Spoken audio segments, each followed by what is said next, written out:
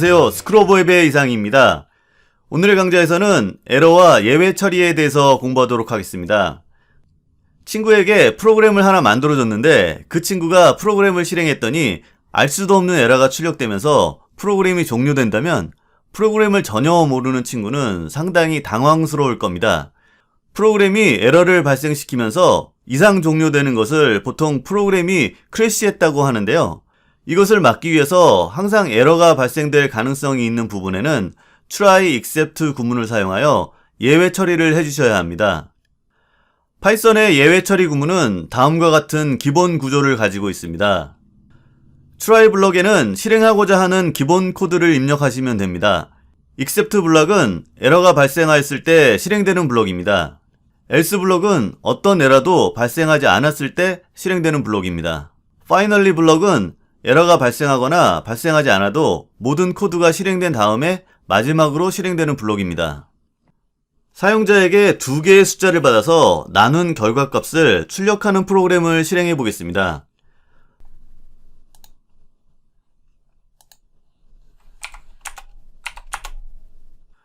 문제없이 실행되었습니다. 그런데 사용자가 숫자가 아닌 문자를 입력하면 어떻게 될까요? 프로그램을 다시 실행하고 문자를 입력해 보겠습니다.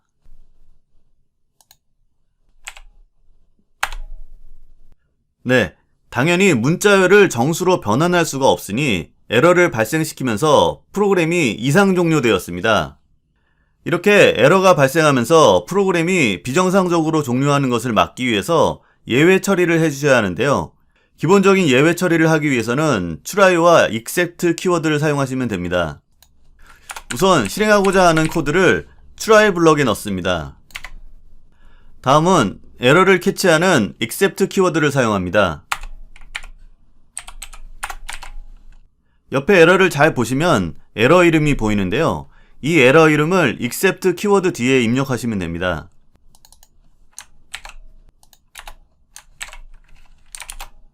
그리고 이 에러가 발생했을 때 실행하고자 하는 코드를 입력하시면 됩니다.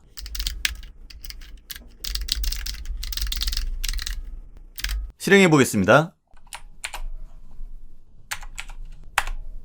예외 처리가 잘 돼서 프로그램이 정상적으로 종료된 것을 볼 수 있습니다. 에러가 발생할 때마다 프로그램을 다시 실행한다면 사용자 입장에서는 상당히 귀찮은 일입니다. 에러가 발생하면 다시 숫자를 입력받도록 코드를 수정하고 다시 실행해 보겠습니다.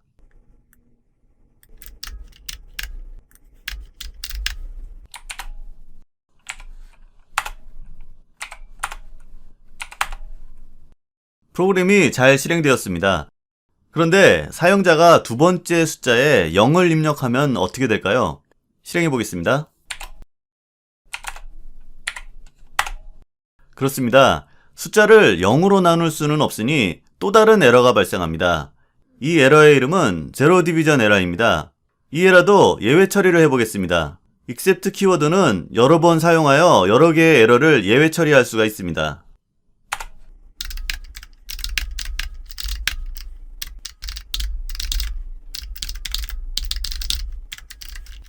실행해 보겠습니다.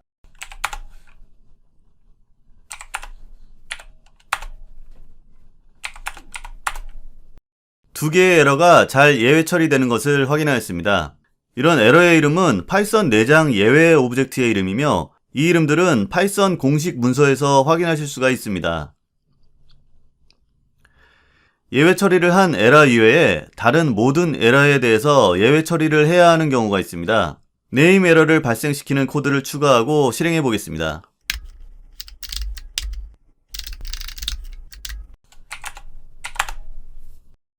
특정 에러 이름을 지정 안하고 모든 에러에 대해서 예외 처리를 하는 코드를 추가해 보겠습니다. 이때는 예외 오브젝트의 베이스 오브젝트인 exception 오브젝트를 사용하시면 됩니다.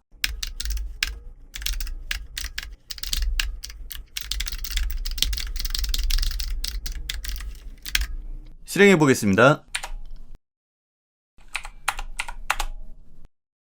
exception 오브젝트를 사용하실 때는 가장 아랫부분에서 사용하셔야 합니다. 그렇지 않으면 모든 에러가 이 부분에 캐치되기 때문입니다. 위로 올려서 실행해 보겠습니다.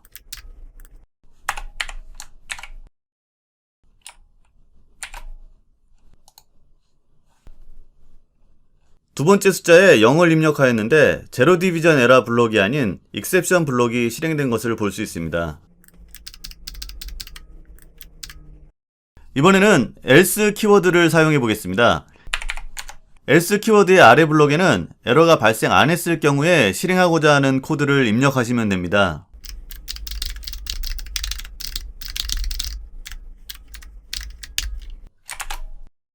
실행해 보겠습니다. 에러가 발생하지 않았는데도 else 블록이 실행되지 않았습니다. 이유는 에러가 발생 안 하면 브레이크 키워드 때문에 while 문이 종료되어 버리기 때문입니다. 브레이크 키워드를 else 블록 안으로 옮기고 다시 실행해 보겠습니다.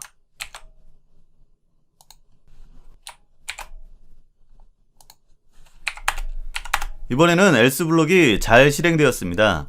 마지막으로 finally 키워드에 대해서 알아보겠습니다. finally 블록 안의 코드는 에러가 발생하던 안 하던 마지막에 무조건 실행되게 됩니다.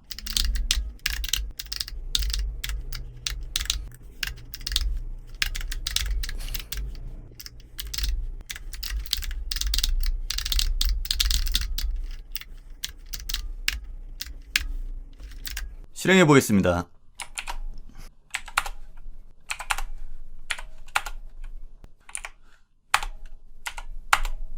파이널리 블록 안의 코드가 매번 실행된 것을 확인하였습니다. 이번 강좌는 여기서 마치고 다음 강좌에서는 모듈과 패키지에 대해서 공부하도록 하겠습니다. 시청해주셔서 대단히 감사합니다.